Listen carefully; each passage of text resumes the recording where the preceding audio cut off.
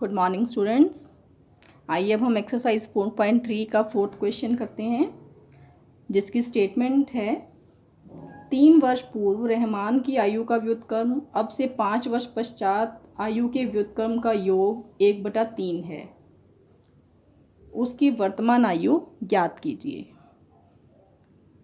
तो क्वेश्चन हमें कह रहा है कि 3 साल पहले रहमान की आयु जो थी उसका और जो 5 साल बाद रहमान की आयु होगी उसका, दोनों का व्युत्क्रम यानी रेसिप्रोकल यानी उल्टा यदि जोड़ दिया जाए तो 1/3 आता है।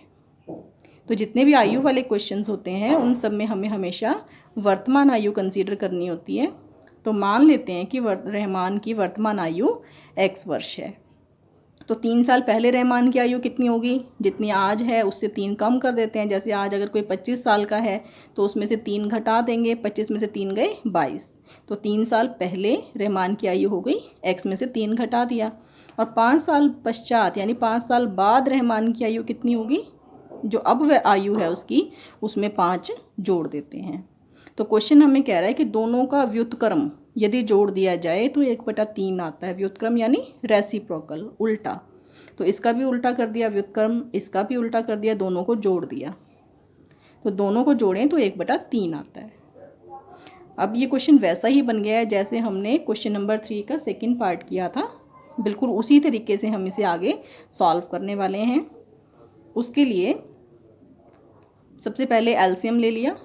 पहले की तरह ही ये दोनों आपस में कुछ भी इनके अंदर कॉमन नहीं है, कोई भी कॉमन फैक्टर नहीं है, तो इनका एलसीएम इन दोनों की गुना के बराबर होगा। वो हमने लिख दिया एलसीएम। अब ऐसे गुना हो जाती है तो ये वाला हो गया x + 5, ये हो गया x - 3 बराबर 1/3। तो x और x 2x, 5 में से 3 गए 2। इन दोनों की भी हमने गुना कर दी। पहले x से की तो x² - 3x, फिर 5 से की तो 5x - 15।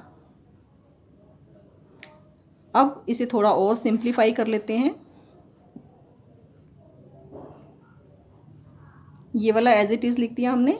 इसके बाद x² - 3x + 5x, ये हो गया 2x। बाकी एज इट इज़ है सारा। अब आर पार गुना कर रहे हैं। आर पार गुना करने पर x² + 2x - 15 बराबर 3 × 2x + 2। अब ये ब्रैकेट सॉल्व कर लेते हैं। 3 दूनी 6x, 3 दूनी 6। अब इन सबको लेफ्ट हैंड साइड पे ले आते हैं तो ये तीनों टर्म्स तो एज इट इज़ आ गई। ये वाला जो है बराबर से इस तरफ लेके आएंगे तो -6x, और ये वाला भी -6, और इधर कुछ नहीं बचा यानी 0। अब लाइक टर्म्स यानी कि जो एक जैसी टर्म्स हैं उन्हें इकट्ठा कर लेते हैं। x² वाली एक ही टर्म है। अब x वाली 2 टर्म्स हमारे पास हैं, 2x - 6x। तो 2x - 6x कितना हो गया, -4x, और -15 - 6 -21। अब इसे हम गुणनखंड विधि से हल कर रहे हैं आगे। ये द्विघात समीकरण यहाँ तक सिंप्लीफाई होके द्विघात समीकरण बन गई है। अब इसे किसी भी मेथड से हल करना है हमने, तो आप द्विघाती सूत्र से भी कर सकते हैं, गुणनखंड विधि से भी कर सकते हैं। अभी मैंने इसे गुणनखंड विधि से किया है। तो हमें 21 के टुकड़े बनाने, यहाँ पे पहले और आखिरी गुना 21 है। 21 के टुकड़े बनाए हमने, 7 × 3 = 21, तो 7 और 3। तो ये फर्स्ट टर्म और लास्ट टर्म तो एज इट इज़ है। -4x को क्या लिख दिया, -7x + 3। -4x को लिख दिया -7x + 3x। अब पहली 2 टर्म्स में से कॉमन लेना है। पहली 2 टर्म्स, इनमें से x कॉमन आ गया, x - 7 बच गया। इन दोनों में से 3 कॉमन आ गया तो यहाँ भी x - 7 बच गया। अब 2 टर्म्स बन गई हैं, एक ये और एक ये। इसमें से x - 7 कॉमन आ गया, फिर यहाँ बचा x और ये +3। तो अब या तो फर्स्ट टर्म 0 है या सेकंड 0 है, तभी इनकी प्रोडक्ट 0 आएगी, तभी इनकी गुना 0 आएगी। तो यहाँ से आ गया x = 7 और यहाँ से आ गया x = -3। अब x हमने रहमान की आयु को माना था, तो रहमान की आयु माइनस में तो नहीं हो सकती। क्या आपने सुना है कभी कि इसकी आयु -3 साल है? नहीं, हमेशा पॉजिटिव ही होती है आयु, प्लस में ही लेनी होगी। तो इसलिए x की वैल्यू -3 तो हो नहीं सकती। हम कारण लिख देंगे यहाँ पे, क्योंकि आयु कभी भी ऋणात्मक नहीं होती, तो इसलिए x की वैल्यू है 7। तो यानी रहमान की वर्तमान आयु है 7 वर्ष। आइए अब हम क्वेश्चन नंबर 5 करते हैं। इसकी स्टेटमेंट मैं आपको बता दूं पहले। एक क्लास टेस्ट में शेफाली के गणित और अंग्रेजी में प्राप्त किए गए अंकों का योग 30 है। यदि उसको गणित में 2 अंक अधिक और अंग्रेजी में 3 अंक कम मिले होते तो उनके अंकों का गुणनफल 210 होता। उसके द्वारा दोनों विषयों में प्राप्त किए गए अंक ज्ञात कीजिए। क्लास में कोई टेस्ट हुआ, उसमें शेफाली के टोटल 30 नंबर आए, तो हमें बताना है कि अंग्रेजी में कितने आए और गणित में कितने आए। तो मान लेते हैं कि गणित में शेफाली के x अंक आए, तो अंग्रेजी में कितने आएंगे टोटल, क्योंकि 30 हैं तो 30 में से घटा देंगे। जैसे अगर टोटल मिला के बच्चे के 30 नंबर हैं, एक में उसके 14 हैं, तो दूसरे में कितने आएंगे, 30 में से 14 गए 16, घटा के मिलते हैं हमें वो अंक। तो अंग्रेजी में ये गणित में यदि उसके x अंक हैं तो अंग्रेजी में क्योंकि टोटल 30 हैं इसलिए 30 में से हम x को घटा देंगे।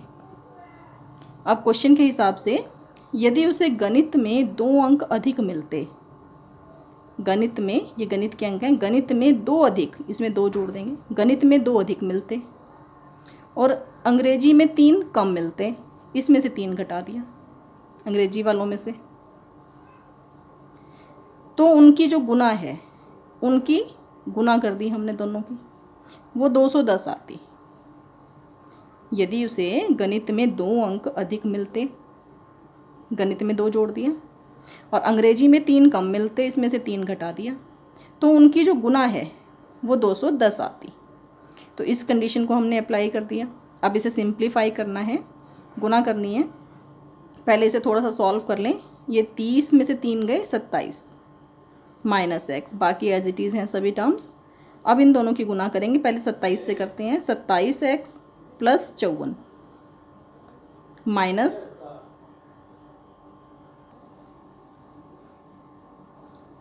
अब x से करेंगे, x स्क्वायर माइनस 2x बराबर 210 था ही। अब 210 को हम लेफ्ट हैंड साइड पे ले आएंगे, तो ये बन जाएगा x पहले x स्क्वायर वाली टर्म, उसके बाद x वाली टर्म, x वाली थी 27x माइनस 2x, तो 27 में से 2 गए 25, और ये 54, और ये 210 इस साइड पे आ गया माइनस 210, तो minus x square plus 25x। अब इन दोनों को इकट्ठा कर लिया, 54 माइनस 210 ये हो गया माइनस 156।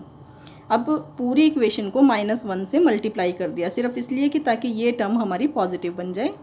तो उसके लिए ये माइनस से मल्टीप्लाई करते हैं, -1 से, ये वाली टर्म प्लस की हो गई, ये माइनस की हो गई, और ये वाली प्लस की हो गई।